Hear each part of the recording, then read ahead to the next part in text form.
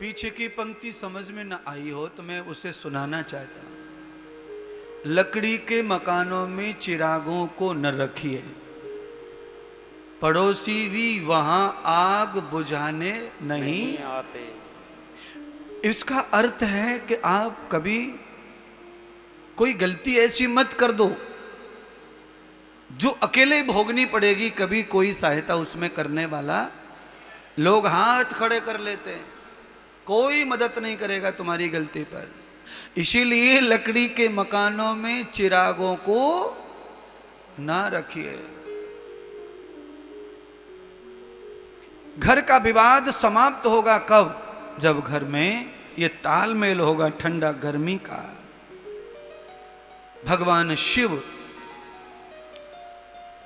शील स्वभाव हैं, गंगा जिनके सिर पर पधराई हुई है, चंद्रमा, दोनों ही शीतलता का प्रतीक है, चंद्रमा भी और गंगा भी, और ये शिव जी के सिर पर विराजमान है। पवित्रता, शीलता, ये दोनों शिव जी के सिर पर है, जटाओं में है। माता पार्वती शक्ति हैं, इसीलिए उद्विग्न है, ओजस्वी है, तेजस्वी है, चंचल है, क्रोधी है।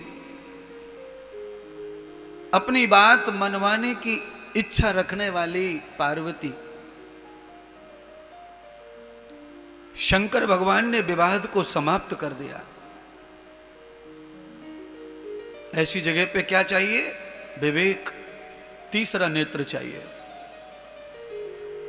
घर का झगड़ा बंधु तभी मिट सकता है जब कोई हार जाए। घर में हारना कोई अगर नहीं सीखता है तो घर का झगड़ा कभी मिट सकता नहीं है। घर में हारने में ही जीत है, जीतने में कोई जीत नहीं है। घर के अंदर कोई विवाद है, आपस का कोई विवाद है, रिश्तों में विवाद है, तो हार जाना ही उन्नति का एक सही रास्ता है।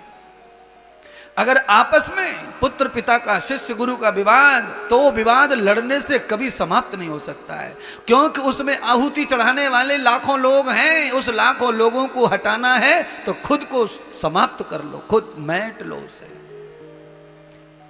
अरे अपना किसी को माना है, हो सकता है कोई नादान हो गया हो, पर तुम तो नादान नहीं हो, तुम तो ज्ञानी हो। ज्ञानी किस काम का फिर? अगर नादान का नादान हो जाए तो ज्ञानी तब ज्ञानी है जब वो अपनी मुसीबत को स्वयं समाप्त कर दे, किसी की बिना आवश्यकता के, तब वो ज्ञानी है।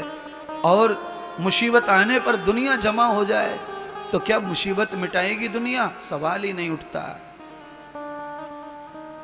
हमने आज तक देखा कि हवन कुंड होने के बाद, हवन हो जाए उसके बाद भी लोग आहुति डालते रहते हैं, आके आके जो आता है वही आहुति फेंक के चला जाता है दर्शन करके हवन कुंड में।